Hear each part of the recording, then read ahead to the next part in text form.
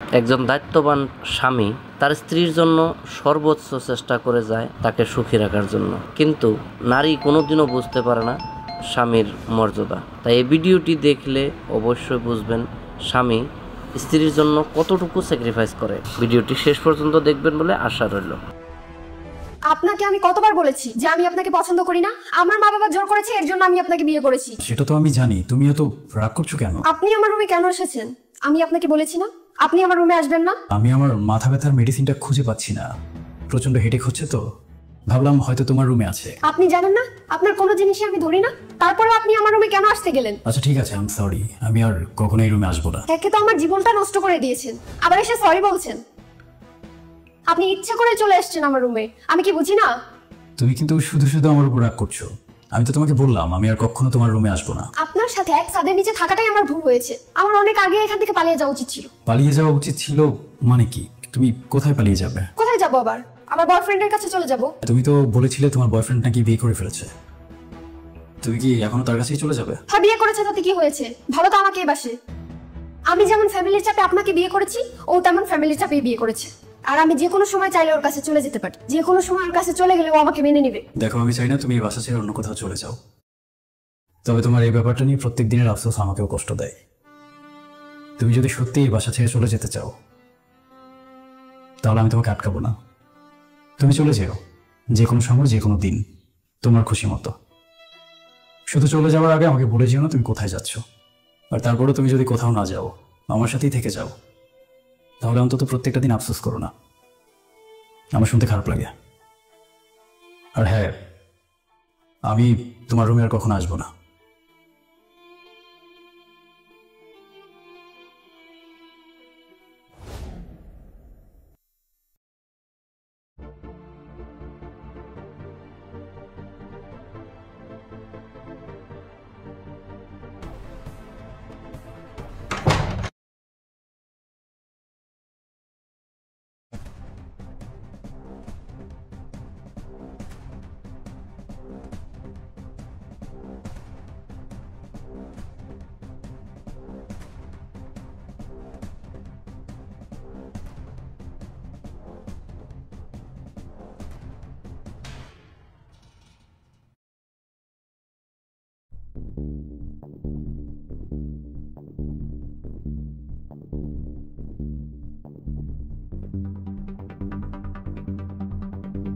তুমি আবার চলে আসলে যে?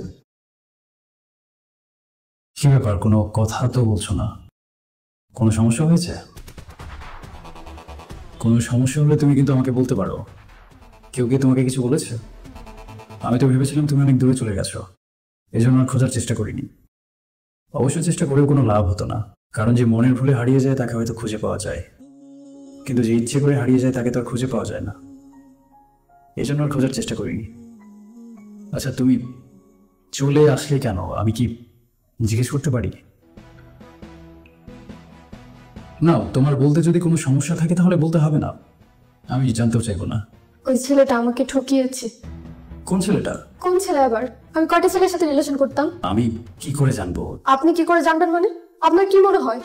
হয়তো কারোর সাথেই ছিল না, হয়তো কারোর সাথে ছিল, সেটা তো আমার চিন্তার বিষয় না, তাই না? হ্যাঁ, তাহলে আপনি আর কোনো কথা বলবেন না, আপনি চুপ থাকুন। আমি তো চুপ থাকবোই, আমার চুপ থাকাই উচিত, কিন্তু যেহেতু তুমি আবার আমার বাসায় চলে এসেছো এজন্য আর কি জানতে ইচ্ছে করছে। আপনার বাসা? এটা কি আপনার একার বাসা? না না, এটা আমার একার বাসা হবে কেন? এটা তো দুজনেরই বাসা, তোমার আমার। তো আমাদের বাসায় যে তুমি আবার চলে আসছো, এজন্য আমার তো কিছুটা হলেও জানা প্রয়োজন যে তুমি আবার হঠাৎ করে কেন ফিরে আসলে। আপনাকে আমি বললাম তো ওই ছেলেটা আমাকে ঠকিয়েছে। পৃথিবীতে তো অনেক ধরনের ঠকানো আছে, কোন ধরনের ঠকানো তোমাকে ঠকিয়েছে সেটা যদি একটু বলতে। ঠকানো তো ঠকানোই, ঠকানোর আবার ধরন থাকে না, অ্যাকচুয়ালি কেউ অনেক বড় মাপের ঠক দেয়, আবার কেউ ছোট ছোট মাপের ঠক দেয়, এটা ডিপেন্ড করে যে ঠকাচ্ছে তার উপর। তো তোমাকে কি বড় মাপের ঠক ঠকিয়েছে নাকি ছোট মাপের ঠক ঠকিয়েছে? আপনি আমার সাথে মশকরা করেন। মশকরা অবশ্য আমি খুব একটা ভালো করতে পারি না, কিন্তু কিছুটা করার চেষ্টা করে অবশ্য লাভ হয়েছে। তোমার কান্নাটা কিন্তু থেমেছে। আমি কিন্তু এখন চিৎকার করব, চিৎকার করে কান্না করব। চিৎকার করবা কেন? তাহলে আবার আশেপাশের মানুষজন চলে আসবে, আরেক ঝামেলা হবে। আমি আর মশকরা করবো না, কিন্তু কি হয়েছে তোমার সাথে, তুমি আবার হঠাৎ করে কেন চলে আসলে সেটা খুব জানতে ইচ্ছে করছে। আপনি জানেন না আমি ওর কাছে চলে গিয়েছিলাম? হ্যাঁ, সেটা তো আমি জানি, যদিও তুমি যাওয়ার আগে আমার শেষ কথাটা রেখেছিলে যাওয়ার আগে তুমি আমাকে বলে যাওনি, কিন্তু তারপরেও যখন দেখলাম তোমার কাপড় চোপড় নেই, তোমার অলংকারগুলো নেই, মনে হলো তুমি একেবারেই চলে গেছো। আর একেবারে গেলে আর কোথায় যাবে? তোমার যার সাথে যাওয়ার কথা ওর সাথেই হয়তো গেছো, আন্দাজ করে নিয়েছিলাম। হ্যাঁ, মন চেয়েছিল গিয়েছিলাম, এখন মন চেয়েছে তাই ফিরে এসেছি। মন আর কি কি যে চায় সেটা যদি একটু বলতা। আমি আপনার সাথে আর একটা কথা বলবো না। কেউ বলতে না চাইলে তো তাকে জোর করাটা ঠিক না, কিন্তু তোমার চোখ দেখে মনে হচ্ছে তুমি বলতে চাচ্ছ। আপনি একটু বেশিই বুঝেন। হয়তো তুমি আমাকে বলতেও চাচ্ছ, কিন্তু আমি তোমাকে 2-3-4 বার জিজ্ঞেস করছি না বলে তুমি কমফোর্টেবলি বলতে পারছো না। যদি সেটা হয় তাহলে আমি গোলেস হয়ে তোমাকে 3-4-7-8 বার জিজ্ঞেস করে ফেলবো, আমার কোনো সমস্যা নেই। আপনি থামুন, আপনি আর একটি কথা বলবেন না। কি হয়েছিল তুমি আমাকে একটু বলো, আমি জানতে চাচ্ছি। বললাম না থামুন। আমি জানতে চাচ্ছি, আমি জানতে চাই কি হয়েছিল, তুমি আমাকে একটু বলো, আমি খুব করে জানতে চাচ্ছি। ওই ছেলেটা আমাকে বলেছিল আমি ওর কাছে যখনই যাব তখনই নাকি সে আমাকে মেনে নিবে। তো তারপর কি হলো? তারপর আমি ওর কাছে গেলাম, ও আর আমাকে মেনে নিল না। মেনে নিল না? ছেলেটা তো একদম ঠিক কাজ করেনি, খুবই বাজে একটা কাজ করেছে। কেন মেনে নিল না? ও বলল আমি নাকি ওর কাছে যেতে দেরি করে ফেলেছি। তাতে কত সময় দেরি হয়েছে ও বললো? ওর ওয়াইফ নাকি প্রেগনেন্ট, ও নাকি বাচ্চাটার দিকে তাকিয়ে সংসারটা করবে। কাজটা তো মোটেও ঠিক হয়নি। ঠিক হয়েছে, একদম ঠিক হয়েছে। আমি মানুষ চিনতে পারলাম। মানুষ চিনতে পারাটা যদিও দায়, কিন্তু তারপরও তুমি যে এত অল্প সময়ে মানুষ চিনতে পেরেছো, এজন্য তোমাকে কংগ্রেচুলেশন। প্লিজ আপনি মস্করা করবেন না, আমার কিন্তু অনেক কান্না পাচ্ছে। পাচ্ছে না, তুমি অলরেডি কাঁদছো, কিন্তু কাঁদলে মনটা হালকা হয়ে, এজন্য আমি তোমাকে আটকাচ্ছি না, তুমি কাঁদো। আচ্ছা, আমার বাবা কি আপনাকে ফোন করেছিল আমার বিষয়ে জানতে?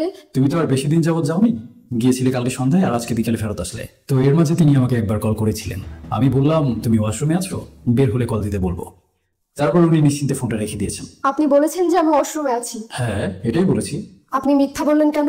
মনে হলো মিথ্যাটা বললে তোমার জন্য ভালো হবে, তোমার উপর কোনো প্রেশার আসবে না। হ্যাঁ, সেটা অবশ্য ঠিক, আমার উপকারই হয়েছে। ও আচ্ছা, তাহলে উপকার করেছি, শুনে ভালো লাগছে। বাবার যা রাগ, বাবা যদি জানতে পারতো তাহলে অনেক বকাঝকা করতো। আমার কাছেও মনে হয়েছে তিনি একটু বেশি রাগী, কিন্তু আমি যে তার রাগের জন্য তাকে সত্যটা বলিনি এমনটা না। আমার কাছে মনে হয়েছে যখন তোমার প্রয়োজন হবে তুমি তাকে বলবে। আচ্ছা ঠিক আছে, কাউকে বলার দরকার নেই, ওর সাথে তো আমার ব্রেকআপ হয়ে গেছে। হ্যাঁ, ব্রেকআপ তো হয়ে গেছে, তাহলে আর কাউকে বলার দরকার নেই, কাউকে না বলাটাই ভালো হবে। একদম কাউকে বলা যাবে না, মান সম্মানের ব্যাপার। হ্যাঁ, মান সম্মানেরই তো ব্যাপার, এই বিষয়ে খেয়াল রাখতে হবে। কি ব্যাপার, আপনি কাকে কল করছেন? হ্যাঁ, বললাম যে কাকে কল করছেন? তোমার বাবাকে। কেন বাবাকে কেন কল করছেন? আমি তো ওনাকে বলেছিলাম যে তুমি শাওয়ারে আছো, কিন্তু তারপর আমার চাচি কিভাবে যেন জেনে গেছে যে তুমি বাসায় নেই, সেটা আবার তোমার বাড়ির লোকজনদের আমার চাচি জানিয়ে দিয়েছে। তো এখন ওনারা সবাই জানে তুমি মিসিং, তোমার জন্য টেনশন করছে, জানিয়ে দিয়ে যে তুমি চলে এসছো।